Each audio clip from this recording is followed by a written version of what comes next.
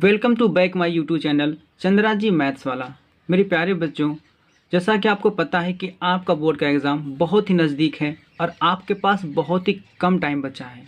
ठीक है, तो आप लोग अपने बोर्ड का एग्ज़ाम बहुत ही अच्छी ढंग से करना चाहते हैं तो मेरे चैनल को क्या करिए, आप सब्सक्राइब कर लीजिए। ठीक है, सब्सक्राइब इसलिए कह रहा हूँ बच्चों क्योंकि इसमें जितने भी क्वेश्चन पढ़ा रहे हैं आपके लिए ना, वो सारे बोर्ड के एग्ज़ाम के लिए मोस्ट इंपॉर्टेंट हैं। ठीक है, यानी कि आपके भविष्य से हम खिलवाड़ बिल्कुल नहीं करेंगे बच्चों, सिर्फ वही क्वेश्चन देंगे जो आपके बोर्ड एग्जाम के लिए बहुत ही इंपॉर्टेंट होंगे।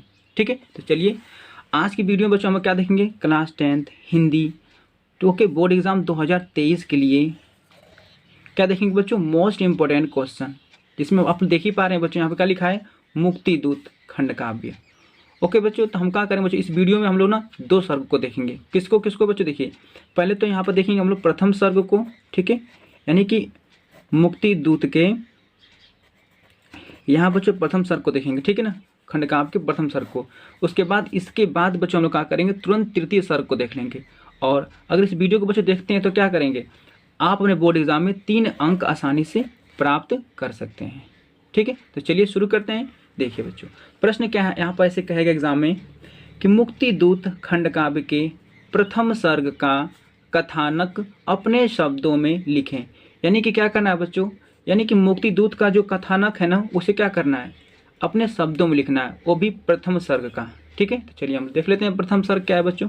यहाँ लिखेंगे आप लोग आंसर। ठीक है, आंसर में क्या लिखेंगे, हेडिंग में प्रथम सर्ग का कथानक। ठीक है बच्चों, ठीक है सर। आगे देखिए, यहाँ पर लिखेंगे अब कि प्रथम सर्ग में कवि ने महात्मा गांधी जी के अलौकिक एवं मानवीय स्वरूप की विवेचना की है। यानी कि कवि ने क्या किया है बच्चों, तो गांधी जी के, यानी गांधी जी के अलौकिक और मानवीय स्वरूप को क्या किया है, दर्शाया है इसमें। ओके, उनको विवेचना की है। आगे देखिए, आर्थिक सामाजिक एवं राजनीतिक सभी परिस्थितियों में भारत का शोषण हो रहा था। ओके बच्चों, यानी कि सामाजिक में, आर्थिक में और क्या आपका राजनीति, यानी कि इकोनॉमिक, सोशोलॉजी और क्या बच्चों आपका, यानी कि पॉलिटिशियन, यानी कि सब में क्या हो रहा था, सभी परिस्थितियों में भारत का क्या हो रहा था, शोषण हो रहा था। ठीक है, तो कवि अवतारवाद की धारणा से प्रभावित होकर कहता है कि जब संसार में पाप और अत्याचार बढ़ जाता है तब ईश्वर किसी महापुरुष के रूप में जन्म लेता है। ठीक है बच्चों, यानी कि कवि कहता है ना कि जब संसार में कोई पाप और अत्याचार बढ़ जाता है तो ईश्वर क्या करते हैं, किसी महापुरुष के रूप में जन्म लेते हैं। ठीक है, आगे देखिए, अन्यायी रावण से मानवता को मुक्ति दिलाने के लिए राम का और अत्याचारी कंस का विनाश करने के लिए श्री कृष्ण का अवतार हुआ। ठीक है बच्चों, आप लोग जानते हैं इस चीज़ को। ठीक है, आगे देखिए, वहीं ईश्वर कभी गौतम, कभी महावीर, कभी ईसा मसीह, कभी गुरु गोविंद आदि महापुरुषों के रूप में अत्याचार के निवारण के लिए प्रकट होता रहता है। ओके, यानी जब जब भी धरती पर पाप बढ़ता है तो कोई ना कोई महापुरुष क्या होता है बच्चों, जन्म लेता रहता है। ठीक है, आगे देखिए, उसी प्रकार गांधी जी को हरिजनों और हिंदुस्तान से बहुत ही प्रेम था। ओके बच्चों, यानी कि जैसे सभी महापुरुष जन्म लेते हैं ना, उसी तरह से गांधी जी भी क्या किए, धरती पर जन्म लिए, ये सब अत्याचार को देखकर भारतीयों पर। ठीक है, आगे देखिए, तो गांधी जी को क्या था, हरिजनों और हिंदुस्तान से बहुत ज़्यादा प्रेम था। ठीक है, आगे देखिए, हरिजनों का उद्धार करने और भारत को स्वतंत्र कराने के लिए उन्होंने 30 वर्षों तक भारत का जैसा नेतृत्व किया वह भारतीय इतिहास में सदा क्या रहेगा, अस्मरणीय रहेगा। यानी कि जो गांधी जी थे ना, वो क्या किए थे, हरिजनों के लिए और भारत को फ्रीडम दिलाने के लिए बहुत ही ज़्यादा मेहनत किए थे। ठीक है, बहुत ज़्यादा स्ट्रगल किए थे, संघर्ष किए थे। तो जो भारत रहेगा ना, वो क्या करेगा, उसे पूरी ज़िंदगी भर क्या करेगा, याद रखेगा। ठीक है, आगे देखिए बच्चों, इनके लगातार प्रयासों के कारण ही भारतवर्ष को स्वतंत्रता प्राप्त हो सकी। ओके बच्चों, यहीं पे क्या हुआ, आपका एंडिंग हो चुका है। ठीक है, यानी कि प्रथम वस्तु मुक्ति दूत का ये प्रथम सर्ग का यहाँ पर ये सर्ग क्या हुआ, समाप्त हुआ। और ये बहुत ही इंपॉर्टेंट है, ठीक है। ऐसे अगर बोर्ड एग्जाम में बच्चे लिखते हैं तो एग्जामिनर भी खुश हो जाएंगे, आपको अच्छे अंक दे देंगे, ठीक है। अब चलिए बच्चे देखते हैं हम लोग तृतीय सर्ग को। तो देखिए बच्चों, अब हम लोग क्या करेंगे, फिर क्लास 10th का हिंदी का हम लोग क्या करेंगे, बोर्ड एग्जाम 2023 के लिए जो आपका 16 फरवरी को बच्चों बोर्ड का एग्जाम होने वाला है ना, उसी के लिए हम ये क्वेश्चन सब देख रहे हैं, ठीक है। तो हम लोग क्या देखने वाले हैं बच्चों, तो मुक्ति दूत खंडकाव्य का तीसरे सर्ग को देखेंगे, ओके। और तीसरा सर्ग भी क्या है, बहुत ही इंपॉर्टेंट है। देखिए प्रश्न में कैसे पूछेगा बच्चों, यहाँ प्रश्न देखिए ऐसे बोलेगा आपसे कि मुक्ति दूत खंडकाव्य के तृतीय सर्ग की कथा वस्तु संक्षेप में लिखे। यानी कि संक्षेप मतलब कि बहुत ही छोटे तरीके से लिखना आपको है, ओके। संक्षेप मतलब कि शॉर्टकट में लिख देना आपको है, वो भी तीसरे सर्ग को, ठीक है। चलिए देख लेते हैं बच्चों, यहाँ पर लिखेंगे उत्तर, उसके बाद क्या लिखेंगे, तृतीय सर्ग, ठीक है। अब देखिए बच्चों तृतीय सर्ग क्या है, हम लोग समझ लेते हैं यहाँ पर। तो तृतीय सर्ग में अंग्रेजी सरकार की दमन नीति के प्रति गांधी जी का विरोध व्यक्त हुआ। यानी कि जो अंग्रेजी जो सरकार थी ना, वो भारतीयों को बहुत ही ज़्यादा सता रही थी, बहुत ज़्यादा परेशान कर रही थी।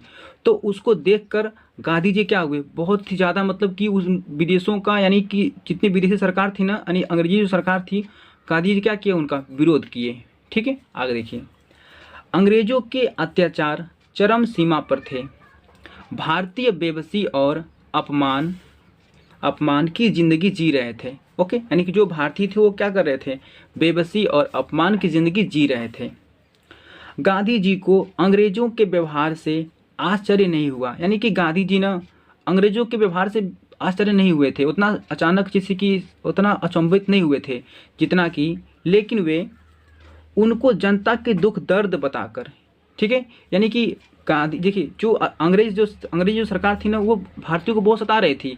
तो गांधी जी देखकर उतना आश्चर्य नहीं हुए थे, लेकिन जब अंग्रेज सरकार ने बहुत ज़्यादा सताने लगी तब गांधी जी गुस्सा हुए थे, ठीक है। आगे देखिए यहाँ पर, तो गांधी जी को अंग्रेजों के व्यवहार से आश्चर्य नहीं हुआ, लेकिन वे उनको जनता के दुख दर्द बताकर कुछ विनम्र बनाना चाहते थे।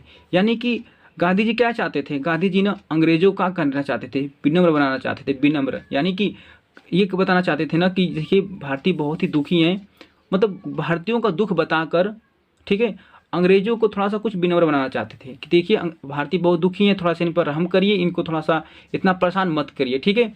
परंतु जब गांधी जी की नीति से अंग्रेजों का हृदय नहीं बदला, यानी कि गांधी जी बहुत प्रयास किए कि अंग्रेजों का हृदय बदल जाए, यानी विनम्र बन जाए, लेकिन गांधी जी बहुत प्रयास किए, अंग्रेजों का हृदय नहीं बदला।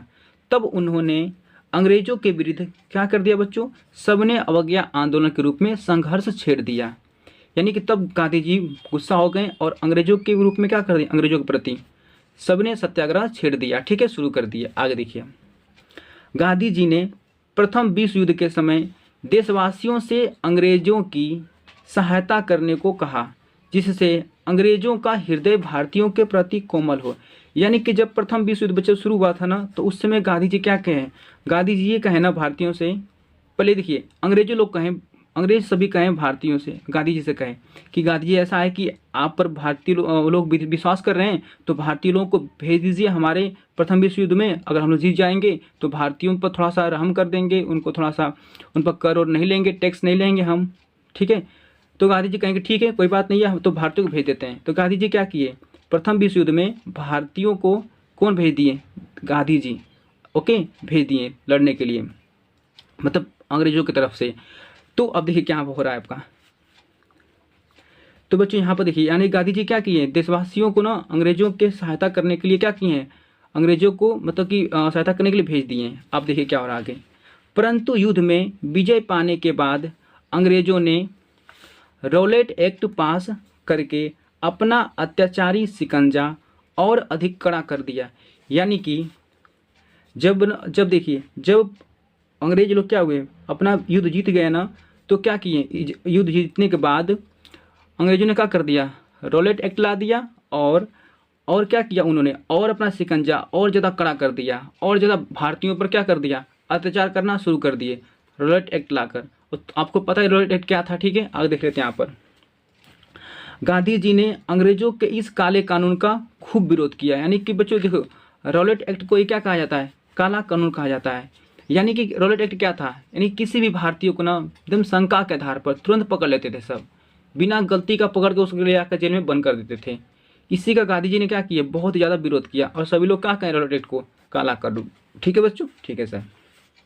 देखिए उनके साथ तेज बहादुर सप्रू, मोहम्मद जिन्ना, वल्लभ भाई पटेल, पंडित मनोहर मालवीय, नेहरू जी, बाल गंगाधर तिलक आदि नेता संघर्ष में सम्मिलित हो गए। यानी कि गांधी जी का साथ देने के लिए सभी लोग क्या हो गए, सभी लोग उनका साथ देकर मतलब उनके साथ में शुरू हो गए। यानी कि सब लोग साथ देना शुरू कर दिए और काला कानून का विरोध करना शुरू कर दिया सभी लोग मिलकर। आगे देखिए, इस आंदोलन को कुचलने के लिए अमृतसर के जलियांवाला बाग में जनरल डायर ने निहत्थे भारतीयों पर अंधाधुंध 1650 चक्र गोलियां चलाई, जिसमें 1000 से अधिक लोगों की जानें चली गईं।